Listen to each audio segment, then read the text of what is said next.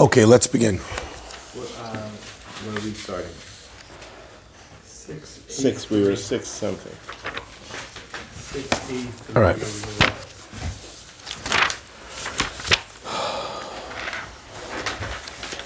Getting close to finishing the first parak. It's nuts. Quick. Baruch Hashem. Okay.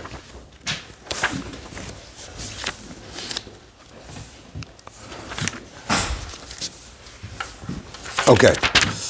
So let's just do a quick review of where we're at because we missed the Sunday, so it's been a minute. We'll do a quick review of what we learned thus far. So one more time, we had a Mishnah that began and said, if you look in the Mishnah was on 5b6. So the Mishnah basically brought the pasuk that says, according to 2 witnesses and 3 witnesses, somebody will be the law will be established, but specifically, you'll put someone to death with a death penalty if they were caught being a murderer. The Gemara asked, if you said 2, what do you need 3 for?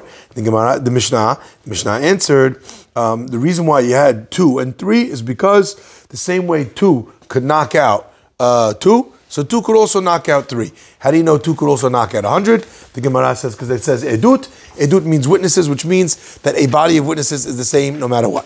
The second opinion of the Mishnah, Rabbi Shimon learned the same verse, and he said as follows: Mashnaim enaner ragin, until there's edim zomim. The same way you can't do 2, you can't do edim zomim for 2, even if you only get one of them. You have to get both of them. So too, if you want to do edim zomim, and all you have is a 3, right? That's all you've got. You have 3 edim, so you have to do all 3. You can't just do 2 and then have them be punished. What if there's 100 people? You'd have to zomem 100 people. How do you know that? Same idea. It says edim. So the same way it has to be the witnesses, the body of witnesses. That's the size of the body, 100. The third opinion was Rabbi Akiva. Rabbi Akiva said that I don't need the Pesukim to tell me that. I could have figured all of that out by myself. So therefore, what is the Pasuk coming to tell you 2 and 3 for? According to 2 witnesses and according to 3 witnesses, you could establish the law for a death penalty. The opposite to what you're saying. It's not coming to be mekil to say that unless you zomem all 3, or unless that 2 could knock out 3. Both of those laws I know. What it's coming to tell you is a chumrah. And what's the chumrah? The chumrah is that even though the third person in edim zomim case did not really add anything to the mix, because the 2 first witnesses already going to kill the guy. The third witness doesn't add anything to the mix, so therefore I might have thought kasher zamam is not going to include him in the punishment as well, because the third witness didn't add anything.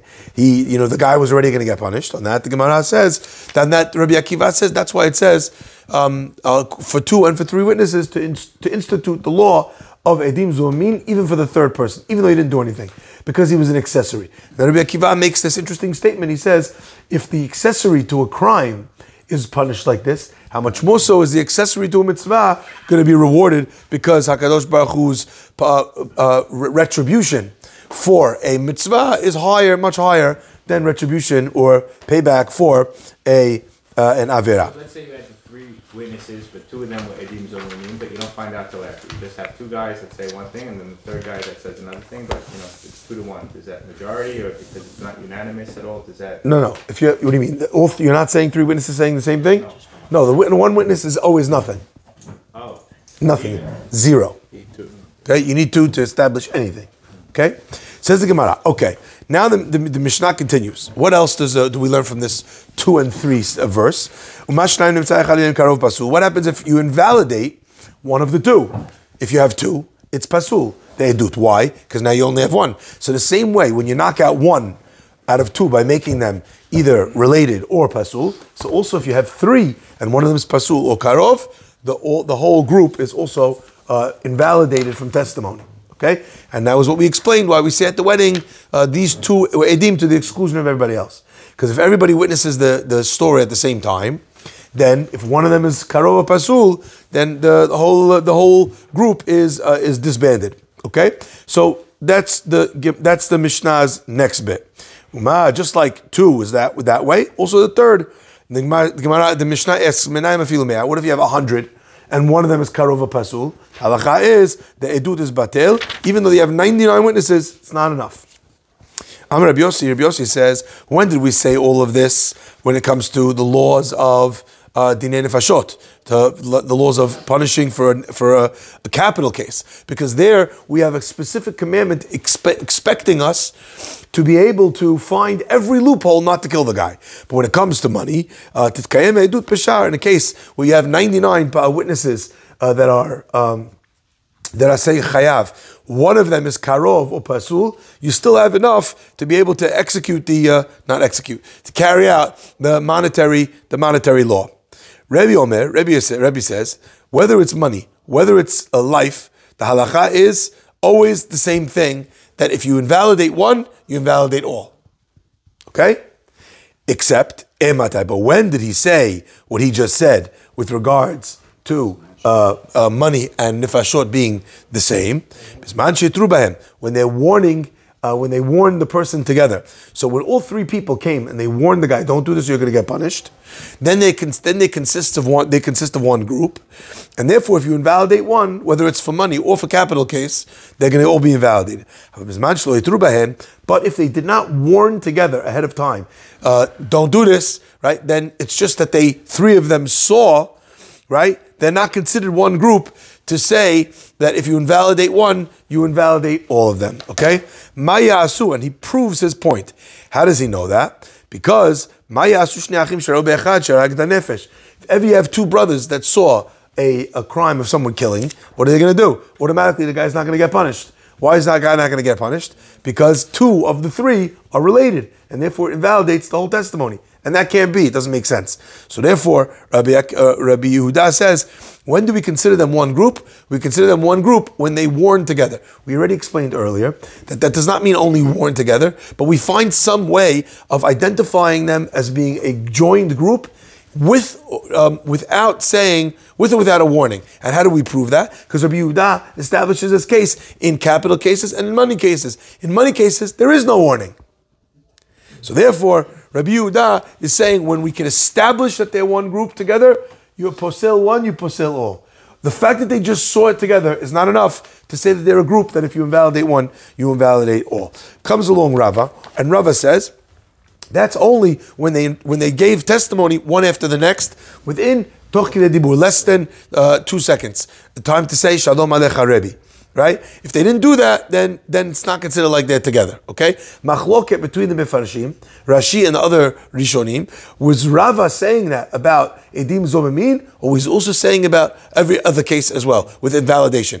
Rashi says, then they are lechol davar, for everything. So you see, Rashi was establishing that the case of bearing witness testimony together with toch kidei dibur was what makes you a group. And if you don't have it, you're considered like you're separate groups. That's what Rashi says. Tosafot disagrees. He says that that's only true for Edim Zomim, which is anywhere big chidush. Okay? So that's a machloket, Rashi and Tosafot.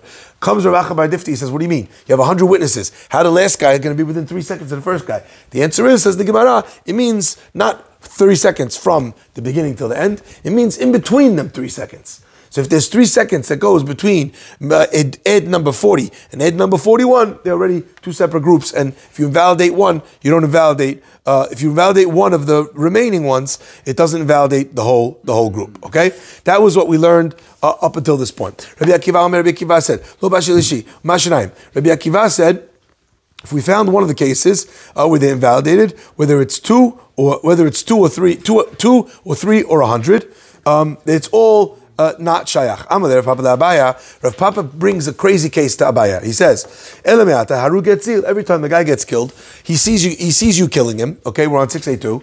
He sees you killing him. When the murdered guy sees you kill him, so now he's related to himself. So every case, if what makes you a group is the fact that you saw it together, right? That's enough for me to say I saw, and you saw, and you saw. But if there's 2 witnesses, and I'm the one that's murdered, and I saw the guy kill me, so I'm a witness that's related to myself. So in every single case, there should never be a possibility of ever having testimony against a dead guy. Right? Impossible. Says the Gemara, Abaye says, oh no, maybe when he kills him from behind. So the guy who got murdered never saw the act of murder. So that would be the case. Now again, Abaye is very strange. So every possible case, if you kill the guy from the front, you get off scot-free. So all you'd ever have to do is shoot a guy in the face and you can never get killed. It doesn't make sense. But Abaye gives this answer. We'd have to understand exactly what Abaye was saying. Either way, Rav Papa asked the same question. Nirvayatzil, same thing. If someone has an act of adultery that's committed against him, there's a death penalty. Right? A man sodomizes another man against his will. The Gemara says, Nirvayatzil, I was now involuntarily sodomized. I saw the guy come and do what he's going to do, right? So I should invalidate the testimony because I'm related to myself. What? Every person, the same way, your wife can't be part of a testimony for you or against you. Because Karov, someone who's related to you, can't be a witness. Right. So Rav Papa says, every time the guy who's got murdered, the guy who got sodomized, he got raped, if he saw the person committing the crime, so automatically, now there's three witnesses, the two that saw, and me. So now we're a group of three because we all saw the testimony together. And now we have one of the three that's invalidated, me. The guy who was murdered, the guy who was victimized. Also bring your brother. How could you be your own Ed? Sorry? How could you be your own Ed? No, but the fact that I saw it, I witnessed the crime. I saw the crime happen. But maybe you're not categorized as an Ed. At this point, the Gemara is assuming that you are. Anybody who saw it, if three people saw it together, they're one group. And if you invalidate one, you invalidate all. So every single guy who gets murdered should actually get the murderer off the hook. Every single guy who gets raped should get the raper off the hook, according to this. That's what Papa's question to Abaye. I still don't get how that makes sense. Are you related to yourself? I am myself. You are yourself. So you're definitely at least related to yourself. Okay. So therefore, you're pasul to say witness against yourself, correct? Means I'm not allowed to be a witness against myself. Correct, right? But you're not against yourself. You're against the guy. It doesn't matter. But you are a witness. Is your testimony invalid when you're testifying about yourself? No. Of course it is. Let's say someone comes to court and says, you know something, you owe me money. And then you say, no, I testify, I don't owe you money. We're going to accept your testimony? How about you bring your friend with you? The two of you are going to testify that you're patur. You think that's going to work? Of course not. You can't bear testimony to patur yourself. Your testimony is never accepted if you're related, if you're a karov. Okay? But you're testifying against someone else. Regardless, for yourself. Regardless, you're pasul as a witness if you're karov. Karov means? You're related. Now, by the way, other mefarshim also say that there's other reasons to make the guy pasul also, not just karov. So if you're the victim, you can't bring about the case. Someone else has to watch There has to be two witnesses, correct? You can't be one of the witnesses. You can't be one of the witnesses. You can bring the case. You can't be the witness. Why are you considered a witness yourself if you're dead already? The other two saw it. In the first case, you're dead already. In the second case, you're still alive.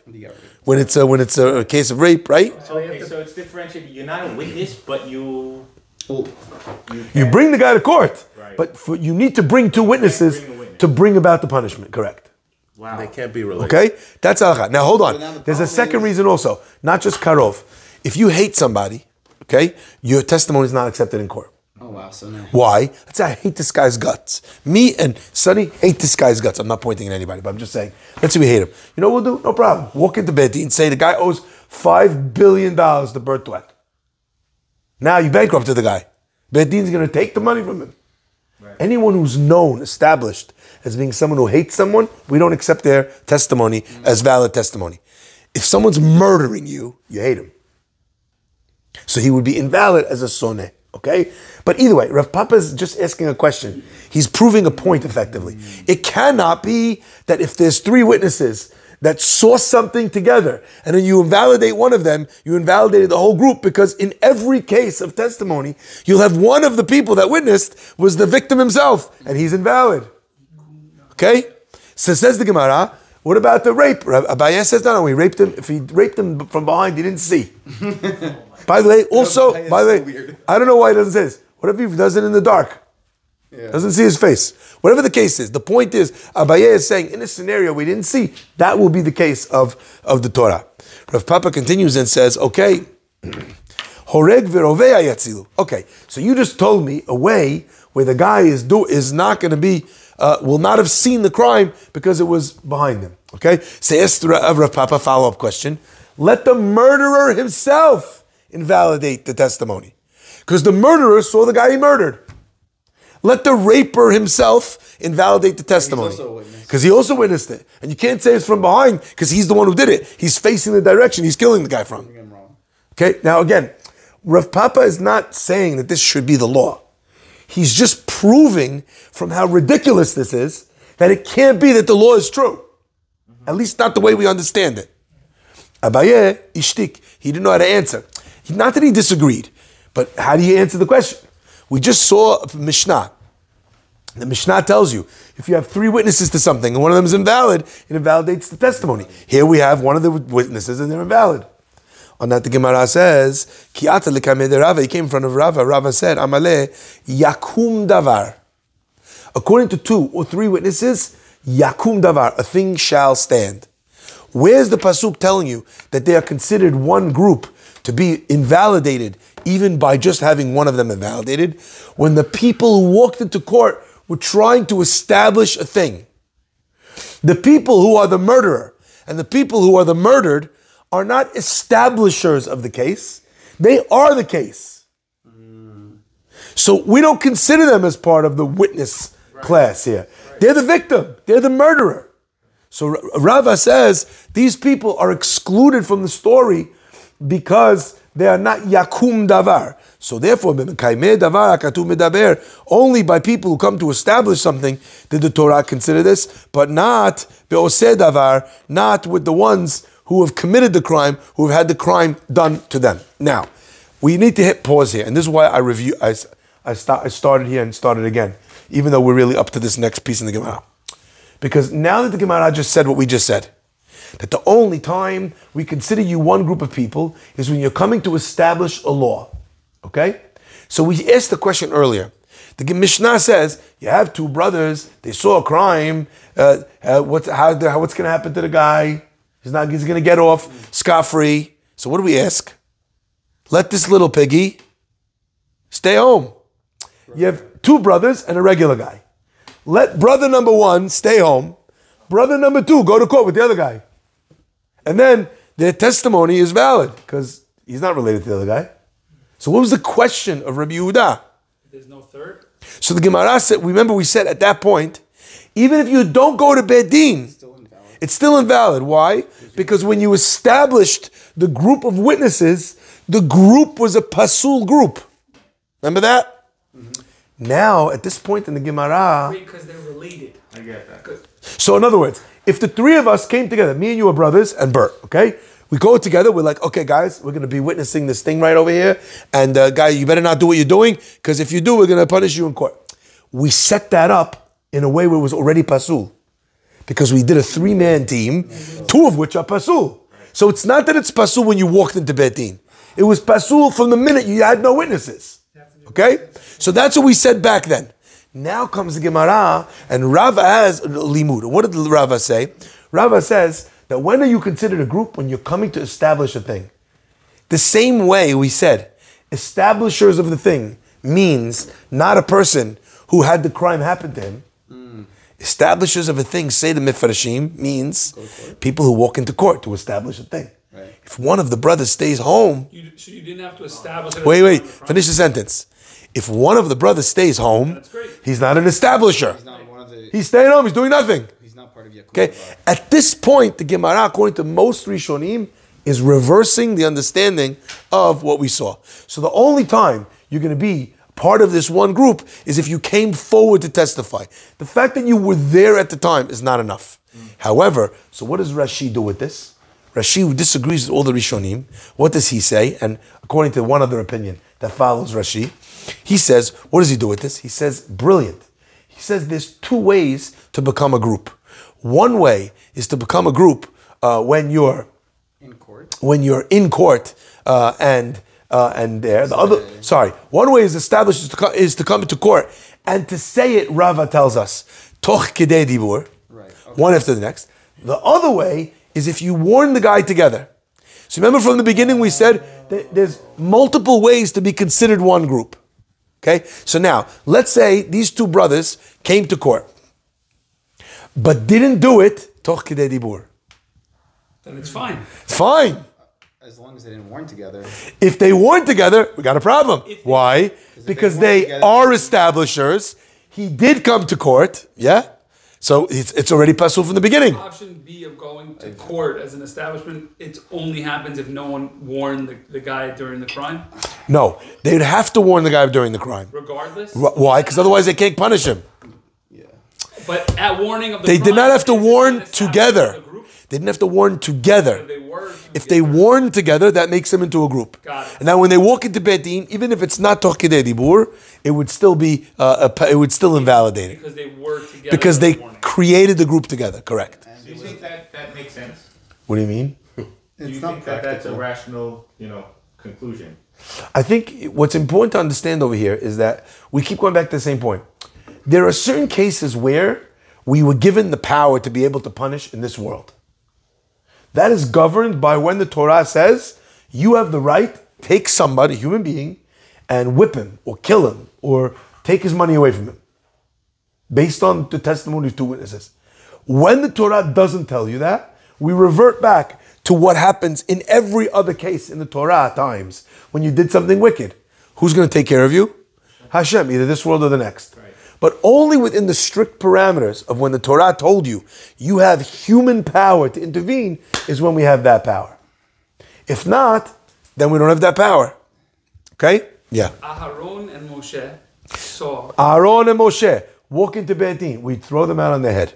No, the guy who shoots the guy is out. Abraham, Yitzchak, Yaakov come together to Beit Din. We throw them out on their head.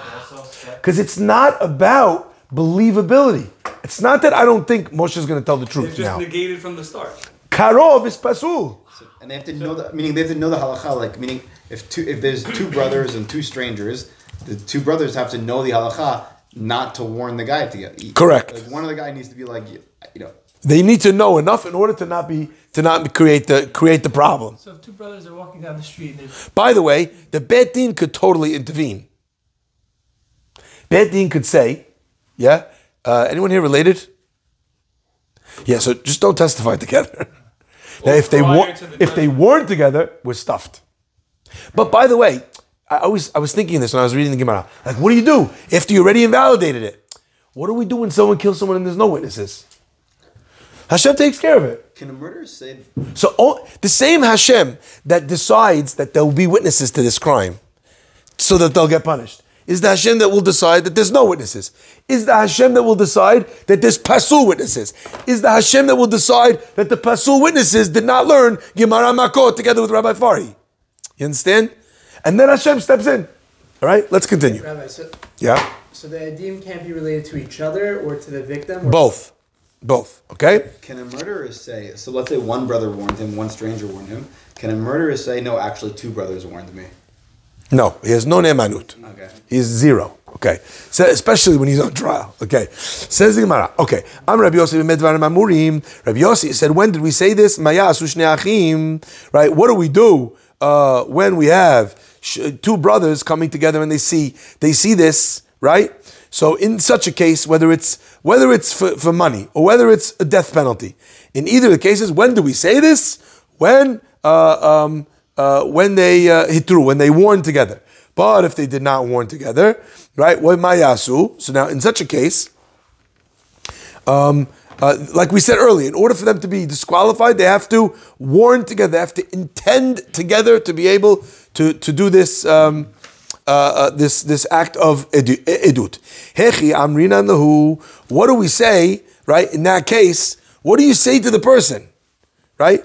To the one that was disqualified now, how do we know whether or not they intended to do that? Remember, we said one way is when they warn together. But how do we know how do we get out of these witnesses whether or not that was the case? Amar Rava says, Hachi Aminanu. This is what we say. Lemechzi atitu. When you came to this event that you saw, did you come to see what was happening?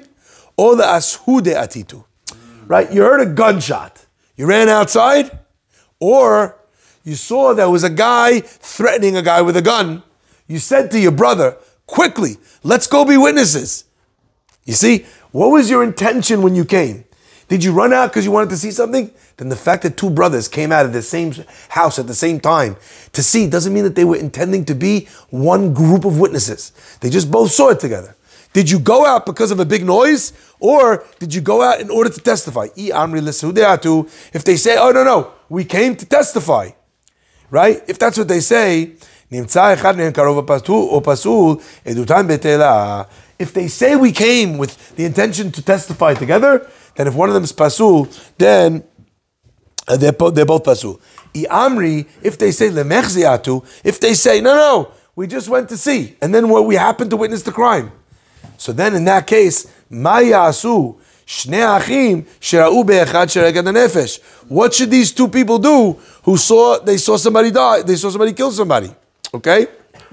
Yeah, now the Gemara says, what's the maskana? Halacha itmar. Amar Rabbi Yehuda, Rabbi Yehuda said the name of Shmuel. Halacha ki Rabbi Yossi. Halacha follows the opinion of Rabbi Yossi. Rav Nachman Amar halacha ki Rabbi. So there's two opinions. Rabbi Yehuda says in the name of Shemuel, he rules that the halacha is like Rav Yossi. To say what? That it's only in capital cases where invalidating one invalidates all of them. This is assuming there's a third witness, inclusive of the brothers? Sorry? This is saying that there's a third witness with the two brothers? Because always. Obviously, there's only one. So there is the third. Always with a third. Witness. Third good witness, exactly. Okay? So the first opinion is, Rabbi Yehuda says in the name of Shmuel, that when do we say invalidating one invalidates everybody else? Only by capital cases. That's the first opinion. In other cases, if it's a monetary case, okay, then if you have 99 other kosher witnesses, I'm not going to invalidate the whole group because one of them is pasul. Okay? That's what Rabbi Yehuda says. And Rabbi Yehuda follows the opinion of Rav Yossi. Rav Nachman, on the other hand, follows the opinion of Rebbe. Rebbe says exactly the opposite. No, it's not about monetary versus capital. Both monetary and capital, if you invalidate one, you invalidate all of them. But when do we say that? When they're identified as one complete group. And that was what we just got finished expressing. How do they become one group? By intending to witness together. Okay? Let's continue. Says the Mishnah. Court, right? Sorry? Or by establishing. That's what I said. I'm using one word that's incorporating both of them. Intending to witness together. It can either be by doing the warning together in the outside the court, or it could be by coming to court and illustrating, I'm saying witness together with this guy. You know why? Because the second the guy finished talking, I jumped in and said my testimony too. It's clear from the fact that the guy is rushing to speak within 3 seconds of the guy before him, that he's establishing himself as part of the group. You see, what happened just now in the Gemara is we flipped the 3 seconds on its head. Before we were saying, unless you did it in 3 seconds, it's not one group. Now we're saying, if the guy doesn't have an establishing feature that's linking them together by the warning, then there's another way of establishing that me and Bert and Jack and all of the people, and Jack and Sonny, all 100 of us, we're all coming together. How do we establish that? By the second he finishes his testimony, I butt in. And I also saw it. I saw the same thing. And he goes, and me too. But the fact that we're rushing within that crazy little time frame to say it together illustrates that we are intending to come and establish our words together. Let's continue the Mishnah. The Mishnah on Vav Amud Bet 6b1. Hayu shenayim ro'in oto michalon zeh. What happens if you see two people see what's taking place? They see the crime from one window. Vishnayim ro'im oto michalon zeh. Two people see from the other window. Okay? Ve'echad matrebo be'emtza. One of them is giving the between the two windows, and he's warning them that he's not allowed to do the crime, and if he does the crime, this is the punishment he's going to get. Okay? Bishman shemiktzatan ro'im elu et elu. If some of these saw some of these, okay? In other words, they saw each other, at least one saw one, right? Hare elu edutachat. That's considered to be one witness group. So these four. Ve'im lav hare elu shte eduyot. If not, if they can't see each other, then the two witness groups are considered separate witness groups. Paint the picture. Okay, imagine a house. Okay, you have a house. The house has two windows, a window over here and a window over here. Two people in this window, two people in this window. The reason why we put the guy giving the warning in the middle is because if they're warning together, that usually draws them together, remember? Okay, so this guy in the middle is telling him, no, you can't do it. So we establish that the guy knows that he's doing something wrong and that this is going to get punished for it. Says the Mishnah, if one of these saw one of these, in other words, the guy on the right could see the guy on that left side, okay? Then all four of these guys are connected. It's one witness group. Let's say these two guys and these two guys can't see each other at all. Like they're standing 1 foot in from the window. They can't see them. If they can't see them, then by definition, they're not one witness group. Okay? Now, it's very interesting. A lot of times, when I'm doing a wedding, that's why a lot of Sfarim tell you that the witnesses should be standing together. So you ever see sometimes you have a chuppah and you have a witness and the other witness comes up, there's no room under the chuppah, so one guy is looking from there and the other guy, it's not how it's supposed to be, at least not ideally. Ideally, you're supposed to have them stand together, side by side, and they're watching the thing together, not from different vantage points, okay? Now, says the Mishnah, so if they could see one another, harei elu edut achat, v'im lav, and if not, harei elu shtei eduyot. Why do we care if they're one group of witnesses or two groups? Come on, guys. Invalidation. Edim zomemin. How many do you need to zomem? 2 or 4? If you want to invalidate one of them, it knocks out all 4 if they're one group. If you have 2 different sets of witnesses, if one of them is invalid on one side, the other group is still kosher. Okay? That's why we care if they're one witnesses. 1 set or 2 sets. If one of them is zomin, hu vehen neragin. So him, okay, vehen neragin. In a case where these 2 witnesses were zomemd, what happens? These 2 witnesses are still kosher. Only if they couldn't be. What does that mean about this guy who's a murderer? Guilty. We're going to kill him. So we're going to kill the guy and we're going to kill the witnesses. Obviously. 1 second, obviously. Him, because we have testimony he's a murderer. Them, because they're murderers. They tried to get him killed. But they didn't see it because they were actually in reserve cut. Oh, so when did we say already? When did we say he's a dead man and they're patur? Only after the judgment is finished. Okay? So, yeah. So meaning their testimony would have to be after the judgment was served. Sorry? They would have to give testimony. They would have to give their testimony after. After his judgment was served. Correct. How would they be zomem though in this case? What do you mean? Like they were there, they saw it. So they say that they're there. But someone comes along and says, you guys are lying. You were not in the other window. You were with me downtown. But the case says they were there. Sorry? Doesn't the case say they're in the other The window? case is establishing that they're there. How do we know that they're there? By their own testimony. We don't have independent verification, not like CCTV camera. Okay? Says the Mishnah. Yeah. What would be the case if, let's say, you had 2 brothers, right? Walking down the street, and a guy alone sees a guy about to murder somebody, and he warns them, not the 2 brothers, and they have no intention of establishing anything.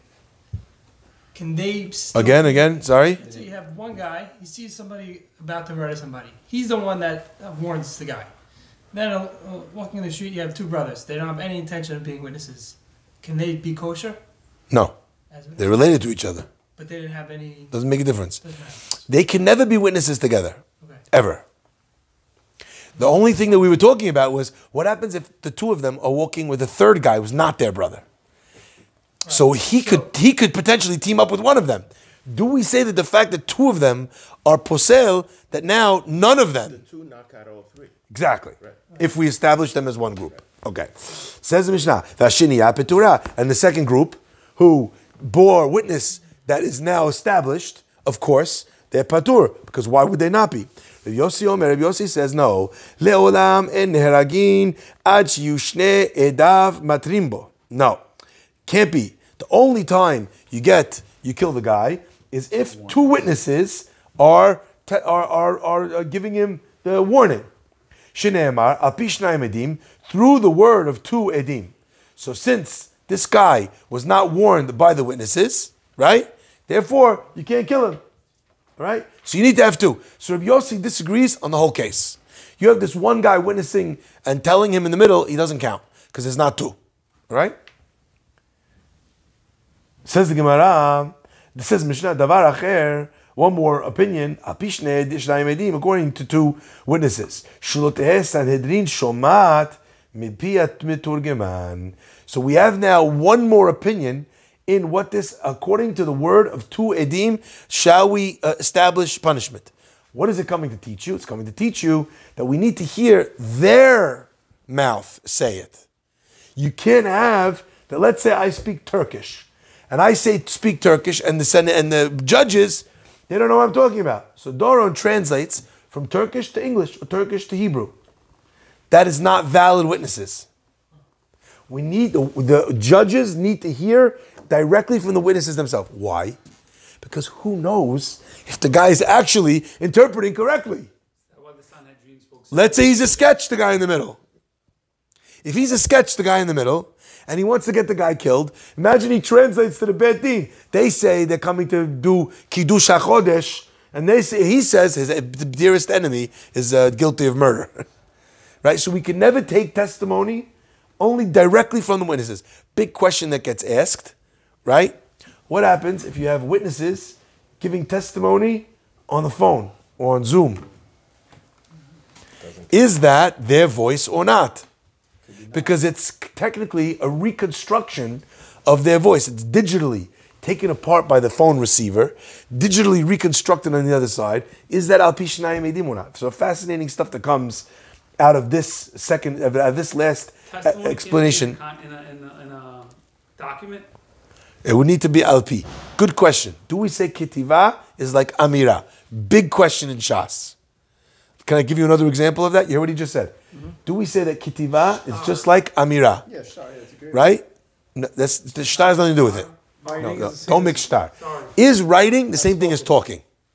I'll give you an example. You're not allowed to speak God's name. Are you allowed to write God's name? Right? Kitiva is ka'amira, according to many opinions. Fascinating discussion. If I'm writing my father's name, you're not allowed to say your father's name. Are you allowed to write your father's name? According to some opinions, that ktiva is the same as amira. You're not allowed to write your father's name. So what do you do when you have to say your father's name? When you're not allowed to say your father's name? You say my father. You say Avi Mori, or you say Mr., or I could say Rabbi Isaac Farhi. But to say my father's name, willy-nilly. How do Syrians get around that? Sorry? How do Syrians get around that? What you mean because they're calling their kid? What if somebody asks you what's It's your not dad? a simple question. Sorry?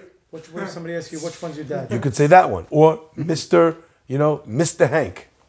Mr. Hank Dweck is my father. Even You in could say. reference? Sorry? In reference? Good question. Cases. Good question. We're not learning that Gemara now. All I was drawing is that we find the concept that writing is considered like amira, like speech. And how does it get around with this case of the judges? Good question. So I'm just saying, maybe, no, but either way, it'd still be writing in another language. Right.